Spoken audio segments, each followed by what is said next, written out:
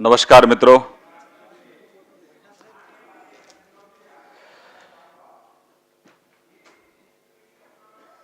देश की सबसे पुरानी पार्टी के उपाध्यक्ष श्रीमान राहुल गांधी,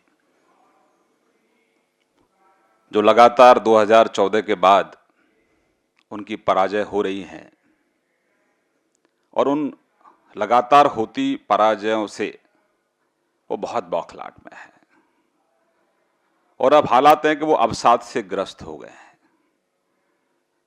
और जब व्यक्ति अवसाद से ग्रस्त होता है तो उसकी याददाश्त भी कमजोर हो जाती है। हम श्रीमान राहुल गांधी जी, आप झूठ बोलने की मशीन बन गए हैं और आपको शायद लगता है कि किसी ने एडवाइस दिया है कि आप लगातार झूठ बोलते रहो, रोज बोलते रहो, जोर से बोलते रहो और वो झूठ सच में तब्दील हो जाएगा। ये आपकी गलतफहमी है। ये देश अब बदल गया है। इस देश को एक नई लीडरशिप मिली है, देश को एक नई ऊर्जा मिली है। अब यह देश आपके किसी बहकावे में आने वाला नहीं है। श्रीमान राहुल गांधी जी, हम आपसे कुछ सवाल पूछना चाहते हैं। आप लगातार सवालों की बौछार करते हैं और आपके सवालों में सच्चाई नहीं होती है, वो सिर्फ राजनीतिक द्वेष की भावना से ग्रस्त होते हैं। हमारा सीधा सवाल है कि जब आप सत्ता में थे तब भी आप चोरों की सहायता करते थे, अब आप सत्ता से बाहर हैं, आज भी आप चोरों की वकालत करते हैं, आप भ्रष्टाचारियों का समर्थन करते हैं। आखिरकार भ्रष्टाचारियों के साथ आपकी क्या साठगांठ है? जनता यह पूछना चाहती है। जब पूरा देश आज भ्रष्टाचार और काले धन के खिलाफ एकजुट है, देश का गरीब, देश का किसान आज भ्रष्टाचार को समूल नष्ट करना चाहता है और जो प्रधानमंत्री ने मुहिम चालू की है उसमें पूरी शिद्दत के साथ वो प्रधानमंत्री के साथ खड़ा हुआ है। क्योंकि राहुल जी, इस देश के गांव के विकास में अगर सबसे बड़ी बाधा है तो भ्रष्टाचार है। ये बात तो आपके पिताजी और देश के पूर्व प्रधानमंत्री राजीव गांधी भी कहते थे कि गांव के विकास के लिए जो पैसा जाता है वो 90% भ्रष्टाचार की बलि चढ़ जाता है और 10% पैसा गांव के विकास के लिए जाता है। हम तो प्रयास कर रहे हैं कि वो 90% भ्रष्टाचार की बलि जो चढ़ता था उसको किस तरीके से, जो बीच में कमीशन लोग खाते थे, उसको कैसे समाप्त किया जाए और गांव को कैसे आर्थिक रूप से संपन्न किया जाए। गांव में 24 घंटे बिजली देने का हमारा संकल्प है। गांव के अंदर जो शिक्षा व्यवस्था समाप्त हो गई है उसको दुरुस्त करने का हमारा संकल्प है। गांव में स्वास्थ्य सेवाएं जो चरमरा गई हैं उसको दुरुस्त करने का हमारा संकल्प है। गांव के अंदर सड़कें नहीं, वहां सड़कें बनाने का संकल्प हमारा है। ग्राम उदय से भारत उदय का संकल्प हमारा है। आपको गांव के लोगों से इतनी चिढ़ क्यों है? आखिरकार गांव के लोगों ने आपका क्या बिगाड़ा है कि आज गांव के उत्थान के लिए एक प्रधानमंत्री 18 घंटे, 19 घंटे, 20 घंटे लगातार कठोर परिश्रम कर रहा है। और जिन लोगों ने लंबे समय से इस देश को लूटने का काम किया है, जिन लोगों ने गरीब के पैसे को काले धन के रूप में संचय करने का काम किया है, ये लड़ाई राहुल जी हमारी उनके खिलाफ है। जो आतंकवादियों को धन मुहैया कराते हैं, हमारी लड़ाई उनके खिलाफ है। जो नारकोटिक्स का धंधा करते हैं, हमारी लड़ाई उनके साथ है। जो इस देश में फेक करेंसी का रैकेट चलाते हैं, हमारी लड़ाई उनके साथ है। हमारी लड़ाई भ्रष्टाचार और कुशासन से है। लेकिन आप भ्रष्टाचार और कुशासन के समर्थन में हैं, जबकि देश भ्रष्टाचार और कुशासन को समाप्त करना चाहता है। भारतीय जनता पार्टी, हालांकि आप अवसाद में हैं, आपकी याददाश्त बहुत कमजोर हो चुकी है, हम थोड़ा याद दिलाना चाहते हैं। आपकी नाक के नीचे 2G का स्पेक्ट्रम घोटाला हुआ और 1,76,000 करोड़ का घोटाला था। श्रीमान जी, उसमें जो मोटा माल था वो किसने खाया? 1,86,000 करोड़ का घोटाला कोयले का घोटाला था। उसका जो मोटा माल था राहुल गांधी जी, वो कहां है और उसमें कितना कमीशन कांग्रेस का था? वो मोटा माल किसने खाया? 72,000 करोड़ का कॉमनवेल्थ का घोटाला था, उसमें मोटा माल किसने खाया? VIP चौपर घोटाला, आपकी ननिहाल इटली में जो घोटाला किया, और जो घोटाले में जिन लोगों ने रिश्वत दी इटली में, उनको सजा हो गई। और आपकी सरकार थी, आपके नाक के नीचे कौन लोग थे जो जो घोटाला कर रहे थे और उसमें जो मोटा माल आया वो किसने खाया, ये जनता पूछना चाहती है।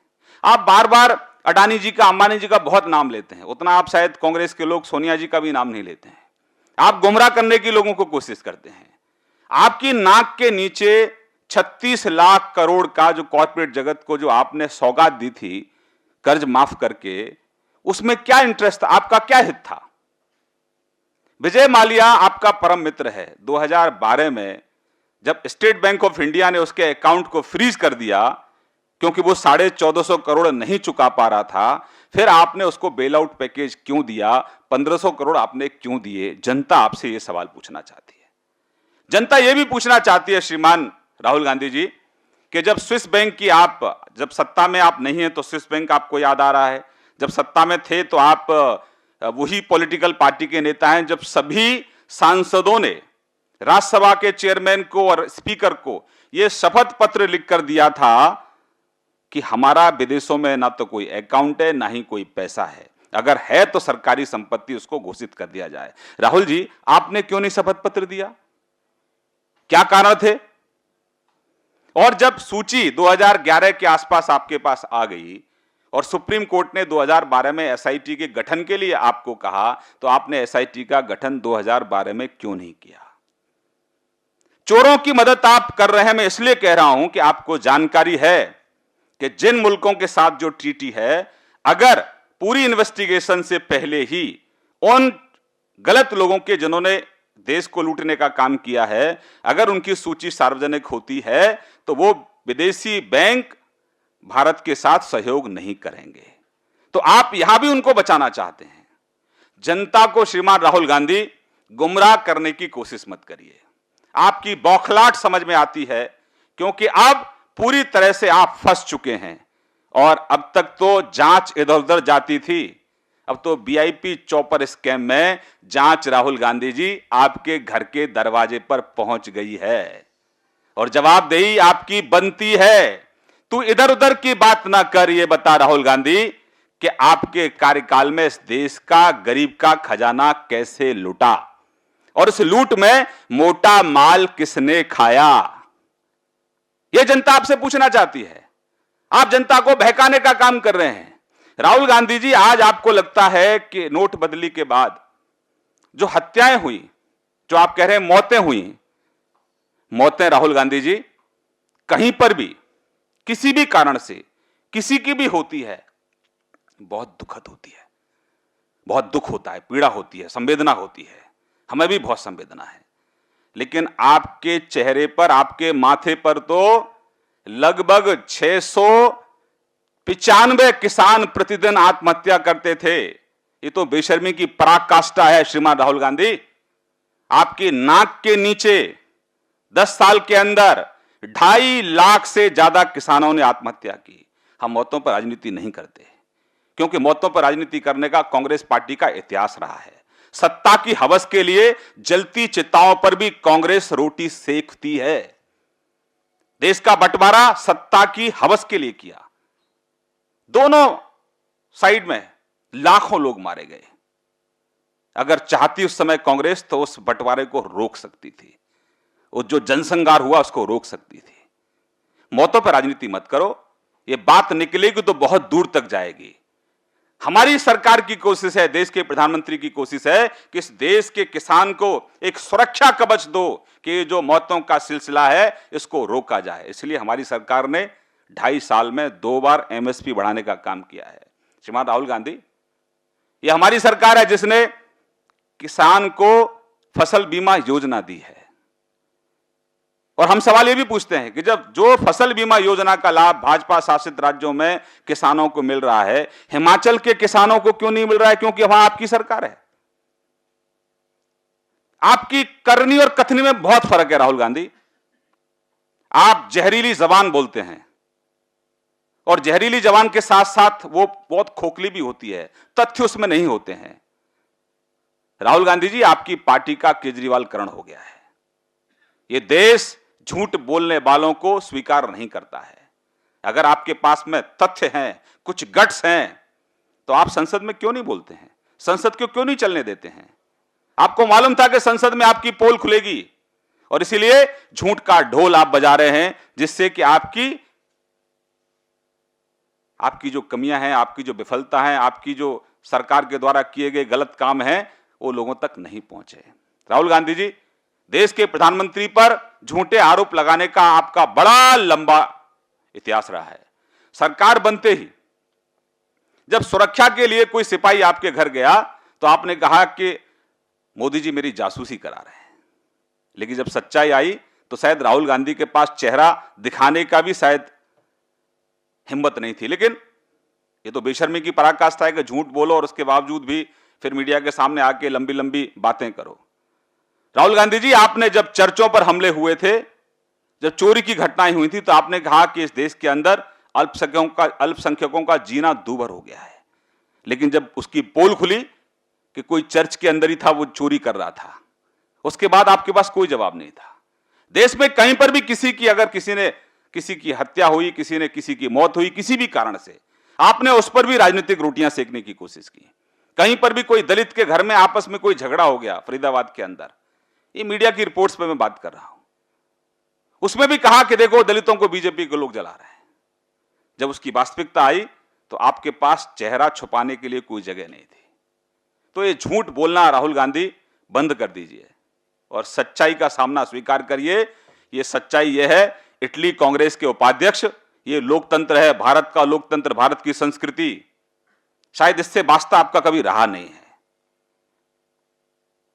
कांग्रेस का परिवार तय कर सकता है कि कांग्रेस का अध्यक्ष कौन बनेगा, उपाध्यक्ष कौन बनेगा, लेकिन इस देश का प्रधानमंत्री कौन बनेगा, ये देश की जनता तय करती है। ये कांग्रेस का जो प्रथम परिवार है, ये 10 जनपद तय नहीं करता है। तो लोकतंत्र का सम्मान करना सीखो और सरकार को डराना बंद कर दो झूठ बोलकर। ये झूठे आप कंप्यूटर से कुछ निकालकर कुछ दिखाते रहते हो पब्लिक को कि देखिए देखिए देखिए। ये झूठ बेचना बंद कर दो, झूठ बिकता नहीं है, झूठ के पैर नहीं होते हैं, झूठ बहुत जल्दी विलुप्त हो जाता है। सच्चाई यह है कि आप अपने ही द्वारा जो बुना हुआ मकड़ जाल है उसमें पूरी तरह से कांग्रेस पार्टी फंस चुकी है और इसलिए लोगों का ध्यान बांटने के लिए आप लगातार गलत बयानबाजी कर रहे हैं। हमारा आपसे आग्रह है कि कांग्रेस पार्टी पूरी तरह से, जनता ने कांग्रेस पर भरोसा करना बंद कर दिया है, कांग्रेस के नेताओं ने राहुल गांधी पर भरोसा करना बंद कर दिया है। बड़ी तादाद में कांग्रेस का पलायन दूसरी पॉलिटिकल पार्टियों की तरफ हो रहा है, भारतीय जनता पार्टी की तरफ बहुत बड़ी तादाद में लोग आ रहे हैं। और अब तो हालात ये हैं श्रीमान राहुल गांधी कि आपके साथ में जो विरोधी पक्ष के लोग भी थे वो भी आपको छोड़ते हुए चले जा रहे हैं, क्योंकि आपकी विश्वसनीयता नहीं है, आप पर लोग भरोसा नहीं करते हैं, क्योंकि आपको स्वयं नहीं पता है कि आप क्या बोल रहे हैं। तो हम आपको निवेदन करना चाहते हैं कि लोकतंत्र का सम्मान करिए और यह सरकार लंबे समय तक रहने वाली है, आदत डाल लीजिए, आदत पड़ जाएगी। मेरी तरफ से इतना ही, बहुत बहुत धन्यवाद।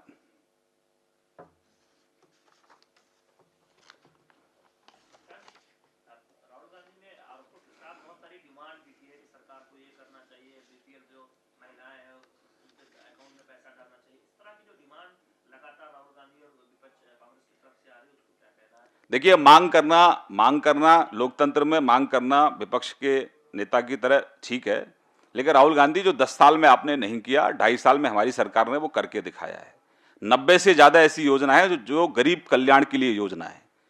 ये हमारी सरकार है जिसने 1 रुपये महीने के हिसाब से लोगों को 2 लाख का दुर्घटना बीमा दिया है, 1 रुपये प्रतिदिन के हिसाब से 2 लाख का जीवन बीमा दिया है, 3.5 करोड़ लोगों को मुद्रा बैंक के माध्यम से स्वरोजगार की योजना हमने दी है।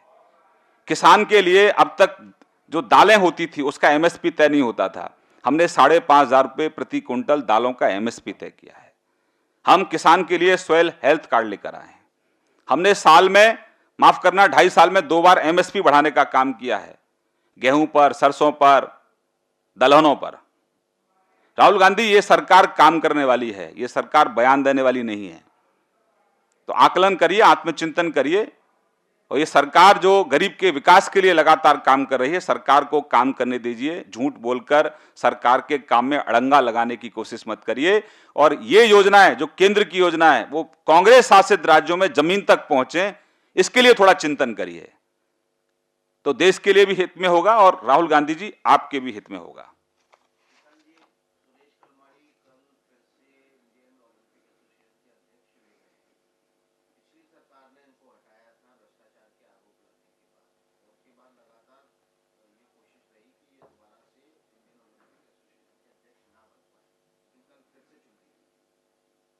इस राहुल वाले इशू पे अगर कोई किसी का जवाब है तो। बहुत धन्यवाद।